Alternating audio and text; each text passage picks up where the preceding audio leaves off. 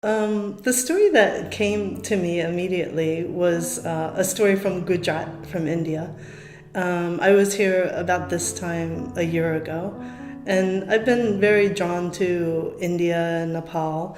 I think because of the beauty of people's generosity. Like we always hear about, the negative things, but I started, noticing in Nepal like so many years ago that there were so many like everyday heroes. And when we talk about stories, it's always about, a hero and he's got to face some obstacle and get past it, and what makes a great story like that. And last year I found myself going with the flow. 5 years ago, my daughter was killed in a car accident. So the only thing I could really do with my life after that was I found devote myself to serving other people. That's what healed me, and so I've been doing that for 5 years and kind of going with the flow of that. And so in the flow last year, I found myself traveling with a sadhu, an Indian monk, a Babaji, and his friend, who was like a oil and gas man from Gujarat, from Mehsana actually, near here. And he took us on a big tour all around Gujarat, and wherever you want to go, let's go. And so I just, my Hindi was even worse then than it is now. And so I just really had complete trust in my traveling partners. And I found myself traveling with anywhere from 4 to 5 different Indian men at one time, and I kept thinking, I hope my mother doesn't hear about this. But I just felt so comfortable. And in our travels with Hasmukh Bhai had a car, and he was taking us all around Gujarat.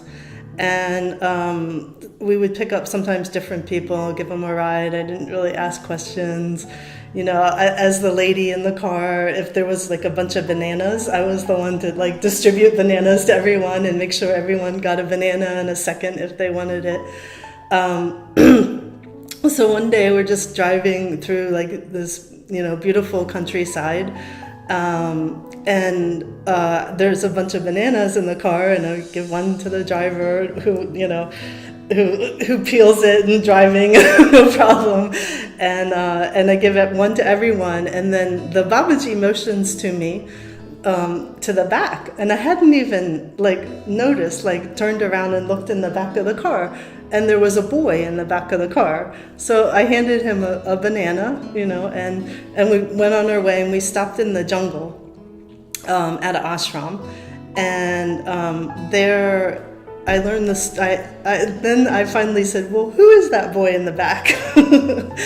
And they said, oh, well, he's a boy that Hasmukh Bhai, he went to like a circus. And I haven't seen this, and it, from like a American perspective, it's, truth is stranger than fiction.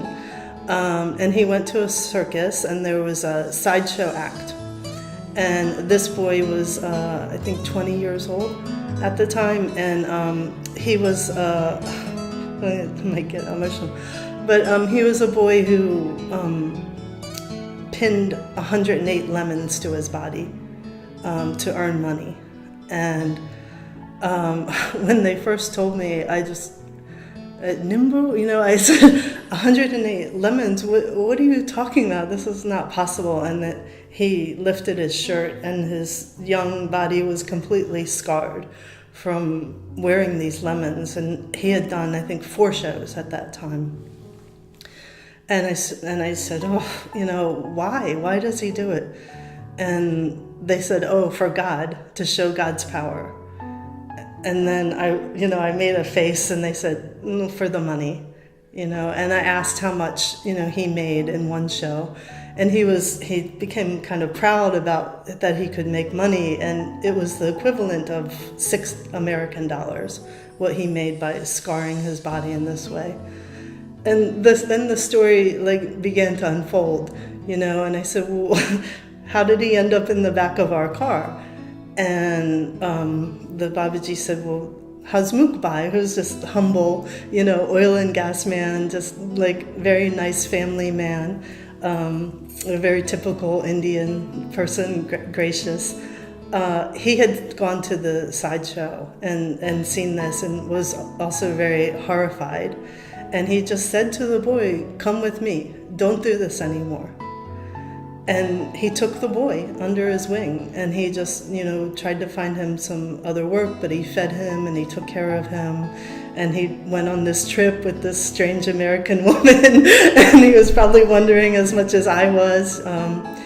But to me, like in that moment, because maybe I wasn't overthinking or I was surprised in the moment, that Hasmukbai was one of the greatest sages that I have known, because he just, how many people went to see that show, and everybody went and maybe were a little horrified and they walked away.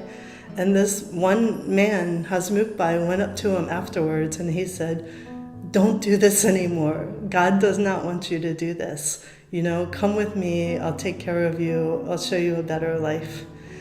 And I think, we just, in our lives, we pass by people all the time, that we can help. And we think, certainly like something like that, you would think, well, how could I help him? And there's a million ways, you can help him, but just by talking, and going up to him and talking to him, and, it saved his life, I'm sure, and Hasmukbai doesn't have an award. He doesn't have a plaque. Nobody writes a newspaper article about him.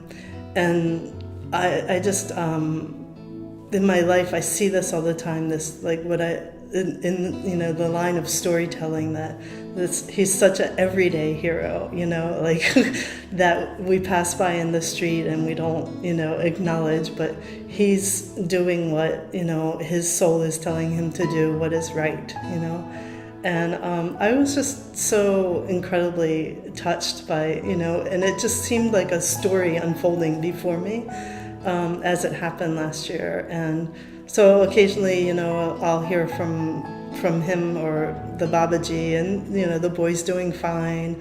But I just, like, that was a story that came to me because it was from Gujarat.